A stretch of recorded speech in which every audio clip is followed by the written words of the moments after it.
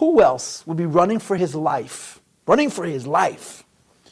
and would find something nice to say about the person or community or persons who are trying to kill them? Who else would have so much optimism? Who else would be able to see good in such darkness? Now, so where does the syndrome come in? The syndrome comes in, superficially the syndrome comes in, is this is not the time to like Nazis. I had a former student who wrote a doctoral dissertation, a Jewish girl wrote a doctoral dissertation explaining why the Nazis killed Jews. And it was all figured out. It made sense. Scientifically, it made sense. She was a student of mine when I first started. I was a young upstart. And she said to me, I don't believe in God. And she was such a religious girl. She was so frum, she was so tzniistic, she was fanatic about kosher. I said to her, why are you so religious? She says, just in case. Yeah.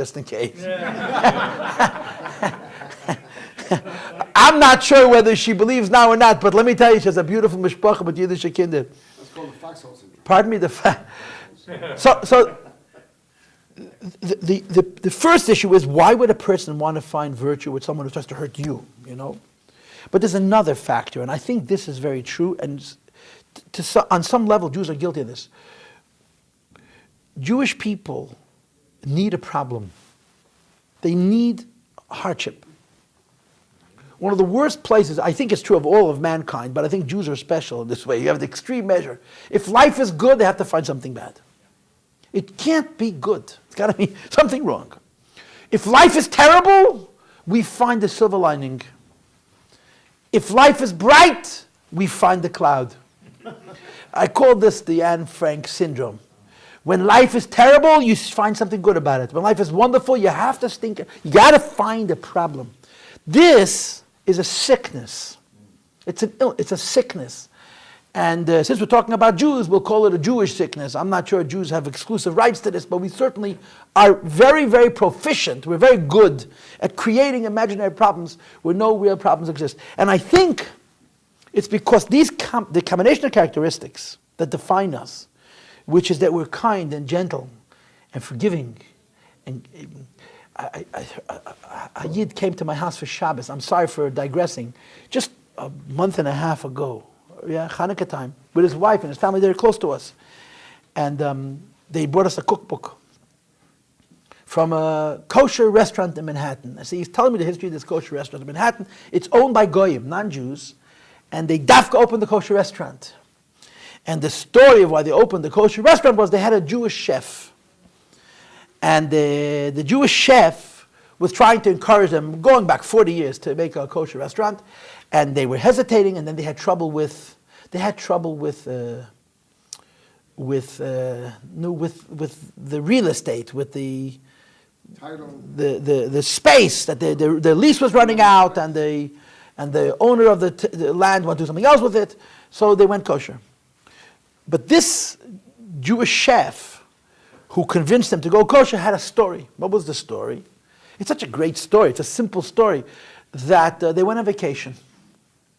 And they left him in charge of the restaurant. And they said to him, every night you throw everything in the garbage. We don't need trouble with bad food and being lost. Every night, whatever food is left over, throw it in the garbage. Now in a restaurant, when you produce food en masse, there's going to be a lot of garbage. Directly across from the restaurant, there was an old age home. So every night, he carried this food across the street, and he brought it in, and he said, listen here, I'm throwing this food in the garbage. It's good food. It's fresh food. It's expensive food. It's tasty food. Enjoy. And they would eat, except for one fellow. Now, the guy never had him. He never mugged David on his neck. He didn't denounce himself as a Jew. There was one man who refused, wouldn't eat. He says, why won't you eat? He says, because you're a Jew. He says, how do you know I'm Jewish? He says, only a Jew is going to care about throwing food in the garbage. He knew he was Jewish for the fact that he didn't want to throw the food in the garbage. Why should I waste it? Let somebody have it. So the problem becomes when we don't have a center, one of these two characteristics becomes dominant. Either we become so soft and so pathetic that it's terrible. A person lives on this earth, and people punch him, and people hit him, and people beat him, and people kick him, and then he figures out that it's all his fault. You imagine that? All people do is attack him and hurt him, and it's my fault. I know what I'm doing wrong. I got to fix this, and then they'll stop doing it. And then you fix this, and they keep doing it. That's a disease. It's a disease that comes from softness, yeah? And then there's the other side of the coin. There's the other extreme. And the challenge of being a Yid is letting the Yid emerge healthy. And when the Yid emerged, I was listening to the therapist who talked to you earlier, he talked about boundaries. He talked about separation. Separation and boundaries, to some people, is meanness. To some people, it's a sign of a lack of closeness. Why do we need to have walls? And the answer, of course, is this is the only way to be two and to have a healthy relationship. These are things we learn. They're not naturally. Naturally, we're disposed towards one direction or disposed to another direction. Balance is difficult. Balance is difficult. And in order to have this correct balance, it takes a lifetime of learning. And I'm going to add, very, very importantly, that at the core of being a healthy Yid, who has the correct balance between a revolutionary, being soft and kind, is connection to God. Faith, in other words. Connection to something bigger than ourselves. If we don't have a connection to Hashem, and we allow these characteristics to express themselves as our nature is prone to express them, we're going to go in one extreme or another extreme. It's the story of the Jewish people. Faith for a Jew is very, very important. And again, faith, like a Jew, doesn't make sense. It's not a reasonable thing. It's transcendent. It's beyond reason. But faith is actually the credibility of everything. Having a connection to Hashem, and a connection to Hashem which is not based on our own mind and based on our own ego, but based on our ability to surrender to Hashem, is the ultimate act of courage. They like to call it the opium of the masses. It takes a lot of courage to believe. I've met many people who have told me, I wish I could believe, I can't. To surrender. Last Shabbos, I was in Virginia and we had a fabrengen, and I was talking to a Jew who was looking for himself, and he was studying Torah and so on, and he was very excited about Chabad and all the other stuff. So I asked him about faith, and he took a double take. He stopped, and he thought, that word makes me very uncomfortable.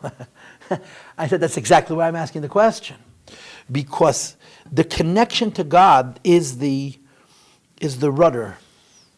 The connection to ideas which are bigger than us is the equilibrium that creates a balance between these two basic poles. Or to say it in other words, Torah and mitzvahs anchor us.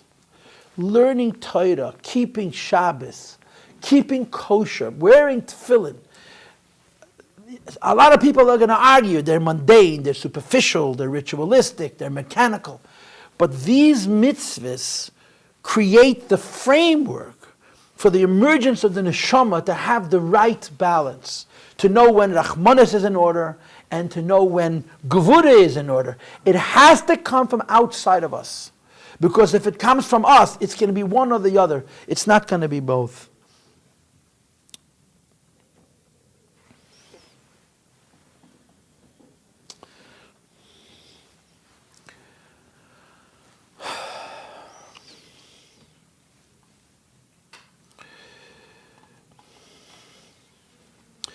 So this is what it comes down to. This is what it comes down to. Why do you have to learn Torah? Why do you have to do mitzvahs? Why do you have to be a Jew practically and behaviorally? And the answer to all of those questions is you need to feed the neshama. You need to feed the neshama so that the neshama can create the right balance, the healthy balance in what a human being is, what a Yid is, what a human being is, what a Yid is. I just want to say one more thing and I'm going to close. Okay, I want to just finish. All of us are in love with Viktor Frankl. Why? Because he was on the video of Jem. And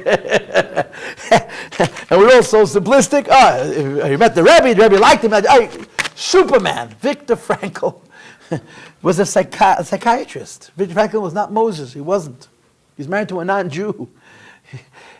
But the story of Viktor Frankl is a very powerful story. It's a great story. It's a very great lesson. And it's a lesson worth refocusing on and celebrating. But I'm going to give you one introductory thought, one prefatory thought, and I'll tell you the story, make my point, and get off the stage. last weekend, I was in Virginia. And the topic that I was given was how to change the world. A guy from Brooklyn speaks English with an accent. How to change, what a ridiculous topic. I mean, when a person gives you a topic like that, the good news is nobody expects you to deliver. How many people? But I wrote a talk. And of course, I'm not changing the world. I articulated ideas that we see in the Rebbe's teaching over and over again. And I developed a pretty good talk. I was pretty proud of it, actually. And one of the things that I said, and again, none of these were my original ideas, it came from the Rebbe's teachings, Rebbe's wisdom, is one of the most basic mistakes in revolution. When people revolt, when people rebel against what they don't like, they don't know what they do like. They only know what they don't like. If you make a revolution and destroy what is, and don't have what to replace it with, you end up creating a worse scenario than the one you had originally. If you want to break down a system, what they called in the